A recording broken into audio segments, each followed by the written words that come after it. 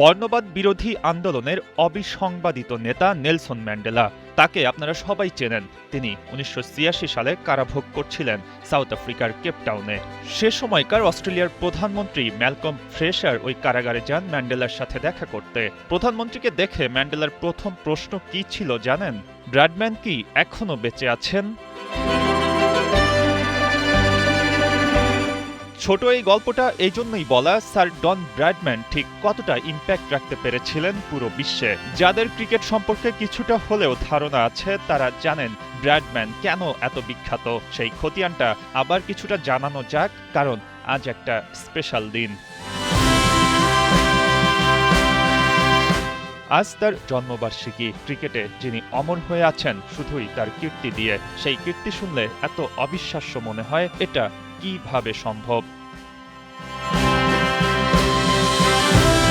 অথচ একটা বিষয় কি জানেন? ব্র্যাডম্যান তার অভিষেক টেস্ট ম্যাচ খেলেই দল থেকে বাদ পড়েছিলেন। ইংল্যান্ডের সাথে ওই ম্যাচে ১৮ ও ১ রান করেছিলেন তিনি। তবুও ওই সিরিজে আবার সুযোগ পেয়ে ৬৬-র বেশি গড়ে ৪৮৬ রান করে বিশ্বকে জানান দিয়েছিলেন, আমি আসছি।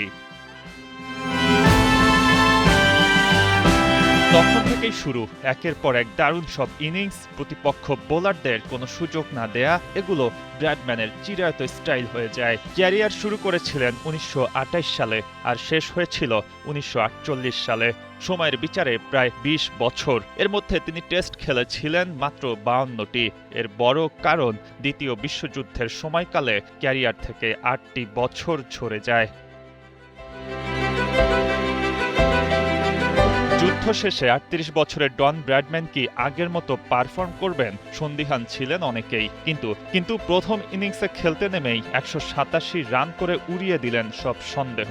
পরের ম্যাচে করলেন ২৩৪ রান। সেই পুরনো ধারাবাহিকতায় রান উঠতে থাকলো। এর মধ্যে বলে নেওয়া ভালো, ব্র্যাডম্যানের ডাবল 100 আছে ১২টি। ৫২টি টেস্টে ৮০ ইনিংস খেলে ৬,৯৯৬ রান, ১২৯টি 50, ১৩টি। ব্র্যাডম্যানের গল্পে ব্যর্থতার ইতিহাস নেই বললেই চলে। কেউ বলেন এই যুগে খেললে এত রান হতো না, কিন্তু এই আলোচনার তেমন কোনো ভিত্তি খুঁজে পাওয়া যায়নি। কিছু পরিসংখ্যান আপনাকে বরং দেখাবে এই সময়কালে ব্যাটিং করা অনেক ক্ষেত্রেই সহজ। অনেকে বলেন বর্তমান সময় হলে ব্র্যাডম্যানের গড় থাকতো আরও বেশি। এবার আসুন সেই বিখ্যাত গড়ের গল্পে। তার ব্যাটিং গড় ৯৯.৯৪।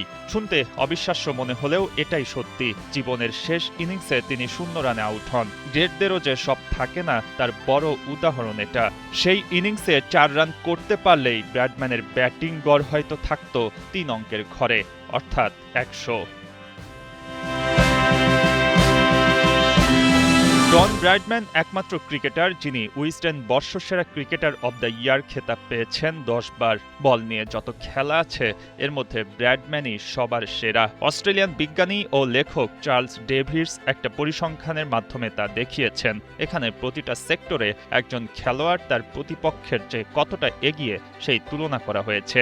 যেখানে ব্র্যাডম্যান ৪.৪, পরের অবস্থানে আছেন ব্রাজিলিয়ান কিংবদন্তি ফুটবলার পেলে, তিনি ৩.৭ পয়েন্ট। ফিরে যাই সেই প্রথম আলাপে। নেলসন ম্যান্ডেলা তখনকার অস্ট্রেলিয়ান প্রধানমন্ত্রীকে প্রশ্ন করলেন, ব্র্যাডম্যান কি এখনো বেঁচে আছেন? হ্যাঁ, ব্র্যাডম্যান তখনও বেঁচে ছিলেন। কিংবদন্তি এই ক্রিকেটার দুনিয়ার মায়া ত্যাগ করেন ২০০১ সালে। তার আগে ১৯৯০ সালে কারাগার থেকে মুক্তি পান ম্যান্ডেলা। প্রধানমন্ত্রী ম্যালকম ফ্রেশারের মাধ্যমে ব্র্যাডম্যান নিজের সাইন করা একটা ব্যাট উপহার দিয়েছিলেন ম্যান্ডেলাকে। এই গল্পগুলোই মানুষ মনে রাখে। পৃথিবীর যাবতীয় ঝড়-ঝাপটার পরও জীবনের স্মরণীয় কিছু আদান প্রদান। স্যার ডন ব্র্যাডম্যান, আপনি দুনিয়ায় নেই, তবে আপনার বিশেষ দিনগুলোতে ক্রিকেট বিশ্ব বারবার আপনাকে স্মরণ করবে। মঈন হাসান, ৭১।